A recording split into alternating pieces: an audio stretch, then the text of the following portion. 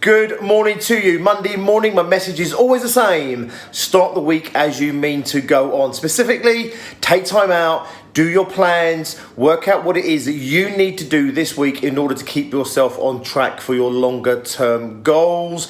Before you start replying to the emails, before you start answering your phone, before you start reacting to everybody else's agenda, set your own out first and foremost, and then hold yourself accountable this week to stay on track. First things first, for me, I've got one-to-one with a client. It's the first one-to-one with him of the year. Today, we are looking at his goals, looking at his goal setting. I know I talk a lot about goal setting at the moment, but the reason being, of course, 'tis the season for goal setting. And as I keep saying this, most people out there have already failed to achieve their goals. They've already fallen off their New Year's resolution bandwagon already. And yet here I am, still well into January, still getting my clients working their goals and setting them out. Why? Because it's 365 days of working. You want to make sure you put the time in to make sure that you're doing the right things that are supporting you in where you want to go and where you want to take your business. Anyway, I'll check in with you after that. Have an awesome one. Be super productive. And I'll talk to you in just a little bit.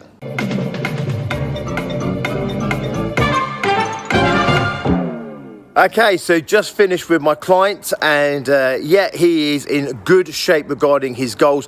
What we were talking about today actually was a lot longer term stuff. So in other words, he's getting sort of clear on his year, but he's not totally 100% clear how it fits into his longer term vision. So what he's got to do is go away and really look at how this year ties into his long term vision. The reason being is he's increasingly become a longer term kind of character. Now, most people naturally, we tend to be looking at our feet, from day to day. However, what you want to be doing in business and in life, of course, is looking increasingly into the future, because the further you can see into the future, the bigger the goals you can see. And then it's about aligning your goals this year, and then it's this quarter, this month, today, with that long-term vision. So again, you come back and start looking at your feet. In other words, I just have to do what I need to do today, and I can trust in my goal setting, I can trust in my plan and my strategy to take me where I want to go to long-term. If we lose a little bit of connection between those short-term goals, even if they're just 12 months, I'm calling them short-term goals, and our long-term dreams and ambitions and our vision, then we can start to lose out a little bit of motivation in the present. So what we want to try and do is make sure we tether the activity today, the activity this month, this quarter, this year, to those really super inspiring visions that we have for ourselves and our business in the future. So that's what he's got to do. He's got his year goals kind of in place. You're just lacking a little bit of oomph, and the reason is they're not really connected totally in here yet with his long-term vision. Once he makes that connection, motivation will turn on, the spark will be there, he'll be inspired, and he will kick ass for sure. So in your business and in your life, you need to make sure, have the dreams, have the vision. You definitely want that.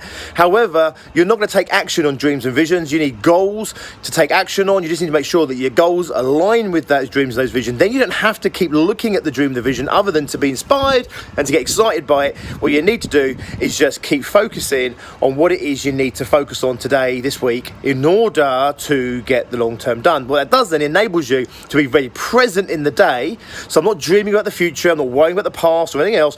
I can be very present in the day, and today I can sow the seeds and plant the seeds that I need to today in order to reap what it is that I want to reap a year, 2 years, 5 years, 10 years in the future.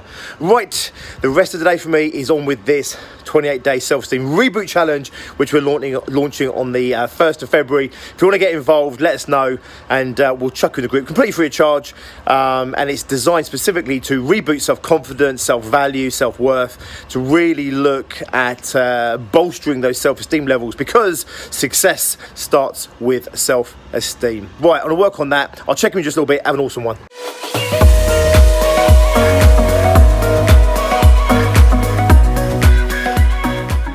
Okay, so you just caught me at the end of a busy day.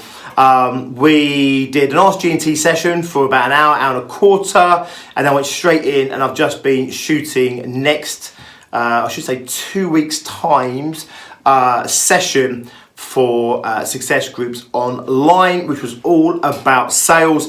In Success Groups, across the whole of Success Groups, we're going to be doing a 28-day sales challenge starting on the 1st of February. Yes, that's right, we're running 2 challenges in February.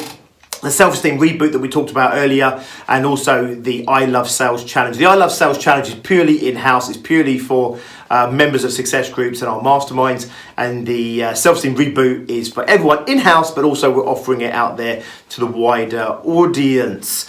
So yeah, I'm knackered. It's like nearly 11 o'clock. I'm done. But I will share with you some stuff before we close the day out, because I always like to give you a little bit of value, although I've given you loads today already.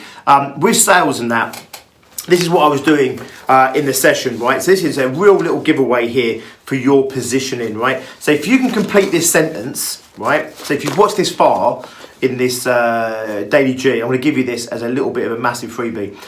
If you answer these 2 sentences, right, it gives you your positioning and it gives you your opportunity for selling into a business or to an individual, where it might be, right? So 2 questions are really the only and the best. And here's your answer, right? The only that does X in geographic region Y for business type,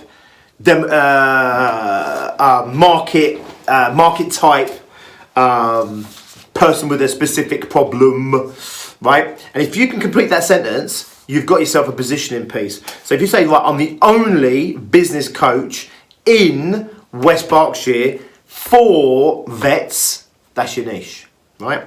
I'm the only business coach in West Berkshire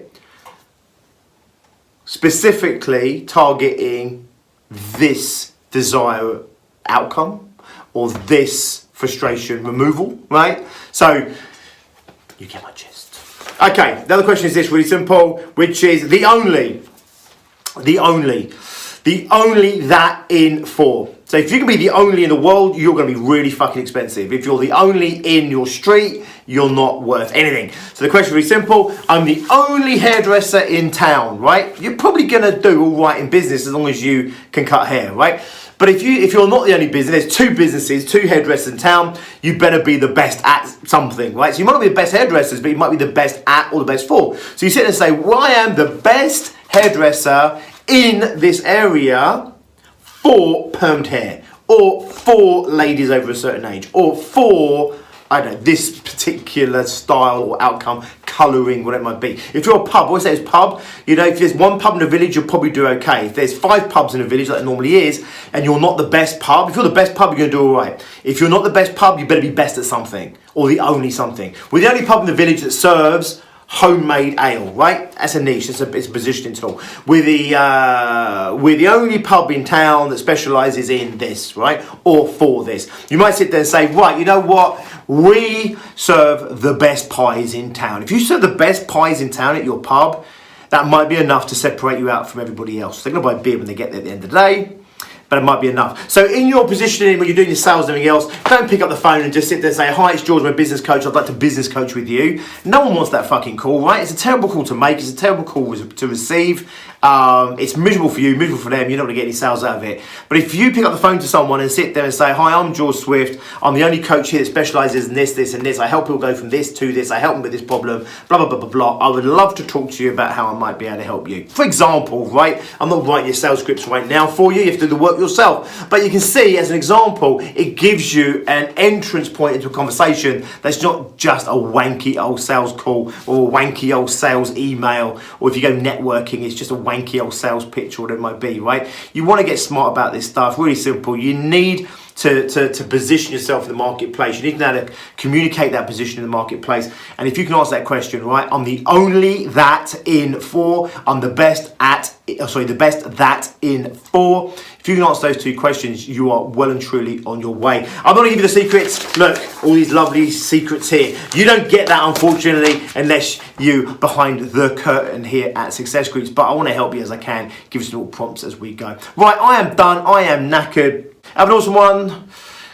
Till tomorrow. Be successful.